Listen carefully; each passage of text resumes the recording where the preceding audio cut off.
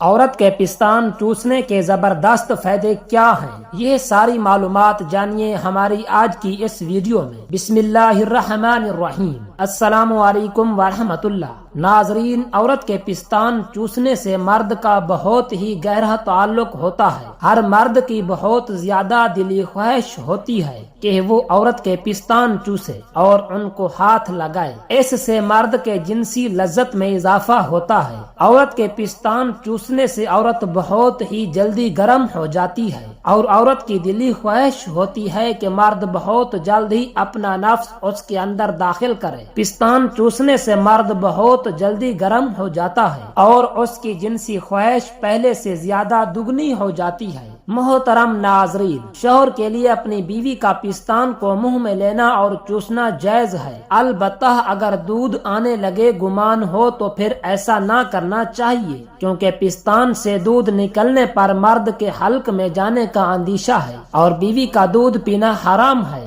بیوی کے پستان چوسنے سے اگر دودھ کا کچھ مزہ بھی منہ میں محسوس ہو تو اس سے نکاح پر کوئی اثر نہیں پڑتا۔ نکاح بادستور قائم اور برقرار رہتا ہے، البتہ پستان میں دودھ ہونے کا گمان ہونے کی صورت میں چوسنے سے اعراض کرنا چاہیے، کیونکہ دودھ کا ایک قطرہ بھی شوہر کے لیے حرام ہے۔ اگر منہ میں چلا جائے تو تھوک دے۔ اگر شوہر اپنی بیوی کے ساتھ اطراءات کے وقت اپنی بیوی کا پستان منہ میں ڈال کر چوس لے اور دودھ کا قطرہ منہ میں چلا جائے تب بھی نکاح نہیں ٹوٹتا، لیکن ایسا کرنا مکروہ ہے، تاہم نکاح بالکل صحیح اور قائم رہتا ہے۔ دوسری یہ بات ذہن میں رہے، رضاعت اس وقت ثابت ہوتی ہے جب دودھ یا پستان چوسنے والے کی عمر 2 سال سے زیادہ نہ ہو اور اس کی غذا صرف دودھ ہی ہو۔ اگر کسی بالغ مرد کو کوئی عورت دودھ پلا دے تو وہ اس کا دودھ کا بیٹا نہیں بن سکتا، اس لیے آپ کا یہ ریال قطعاً غلط ہے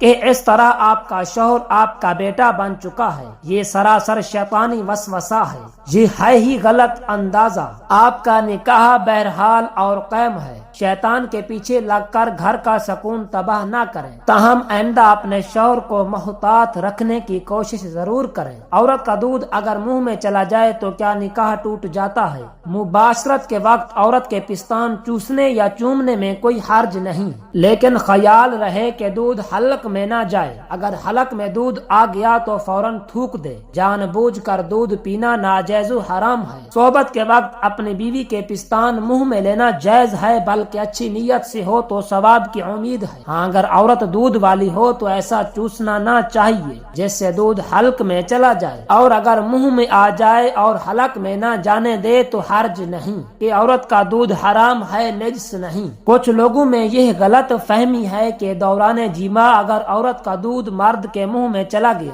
تو عورت مرد پر حرام ہو جاتی ہے اور خود بخود طلاق واقع ہو جاتی ہے۔ یہ بات غلط ہے، اس کی شریعت میں کوئی اصل نہیں۔ مرد نے اپنی عورت کی چھاتی چوسی تو نکاح میں کوئی خرابی نہ آئی، چاہے دودھ منہ میں آ گیا ہو بلکہ حلق سے اتر گیا ہو تب بھی نکاح نہ ٹوٹے گا، لیکن حلق میں جان بوجھ کر لینا جائز نہیں۔ اگر اس نیت سے مباشرت کرے گا تو ثواب پائے گا۔ شریعت مطہرہ نے ہر عمل میں اعتدال کو پسند کیا ہے۔ اب سوال یہ پیدا ہوتا ہے کہ جماع کے معاملہ میں اعتدال کا پیمانہ کیا ہو؟ اس بارے میں سماع کی رائے ہے کہ ہر وہ خواہش جماع جس کا محرک کوئی خارجی شے، مثلا حسین و جمیل عورتوں کا نظارہ، فحش باتیں، عریاں عورتوں کی تصویروں کو دیکھنا، بلکہ حقیقتاً جماع کا تقاضا ہو اور فریق ثانی بھی آمادہ ہو تو ایسا جماع سکون و نشاط کا سبب ہوتا ہے۔ اس کے برخلاف جماع کرنے سے کمزوری پیدا ہوتی ہے۔ ایک صحبت کے بعد دوسری صحبت میں کتنا وقفہ ہو،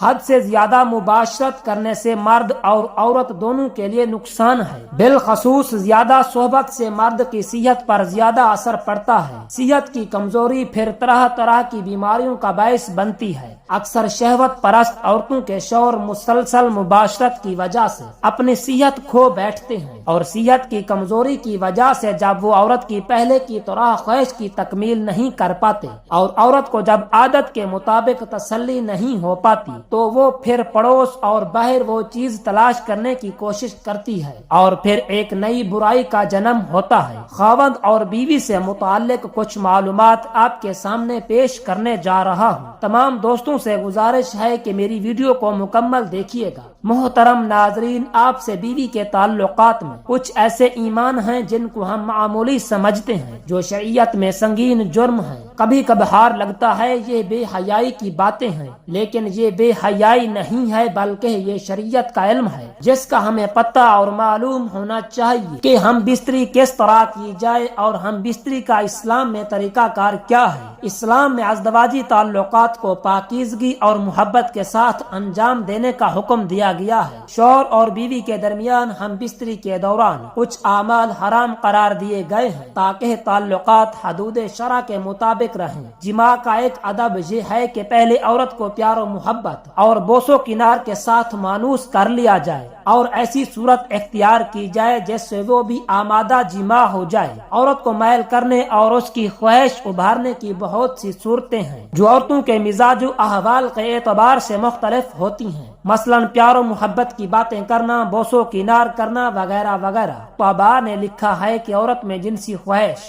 اس کے پستان دبانے سے، نیز پستان کے سرے کو آہستہ آہستہ ملنے اور چوسنے سے بہت زیادہ اور جلد پیدا ہوتی ہے۔ پستان چوسنے کی وجہ سے اگر منہ میں دودھ آ گیا تو اسے تھوک دے۔ شوہر کے لیے اپنی بیوی کا دودھ پینا حرام ہے۔ اگر عورت کا دودھ منہ میں چلا جائے نکاح نہیں ٹوٹتا مگر حرام ضرور ہے۔ اتباع نے یہ بھی لکھا ہے کہ عورت کے جسم میں شہوت کا مرکز مختلف اعضاء میں ہوتا ہے جن کے چھونے اور ملنے سے ان کی خواہش ابھرتی ہے۔ قرائن سے اس کا اندازہ ہو سکتا ہے۔ بہرحال جب تک مکمل طور پر اس کی خواہش نہ ابھرے جس کا اظہار خود ہی مختلف حرکتیں سے کر دیتی ہے، مثلا شوہر کے قریب ہوتے جانا، آنکھوں میں خمار پیدا ہونا، شوہر کے بدن پر ہاتھ پھیرنا، اس کو چوم لینا، انگڑائی لے کر اپنے بدن کے محاسن ظاہر کرنا وغیرہ، اس وقت تک جماع میں مشغول نہ ہو۔ مرد کو چاہیے اس سے پہلے اپنے جذبات کو قابو میں رکھے، جس کی ایک صورت یہ ہے کہ جماع سے پہلے ذہن کو جماع وغیرہ اور اس کی لذت سے بالکل خالی رکھے۔ فطری طور پر عورتوں کو طباعیں مختلف ہوتی ہیں، اس لیے شوہر کو اس کی طبیعت و فطرت کا اندازہ لگا کر اقدام کرنا چاہیے۔ اگر کسی وقت عورت اس کے لیے کسی وجہ سے آمادہ نہ ہو تو اس کو اس پر مجبور نہ کرنا چاہیے۔ دعا ہے کہ اللہ رب العزت ہم سب کو 5 وقت کی نماز باجماعت ادا کرنے کی طاقت اور توفیق عطا فرمائے، اور ہمیں اپنی بیوی کے ساتھ پیار محبت سے رہنے کی طاقت اور توفیق عطا فرمائے۔ آمین ثم آمین۔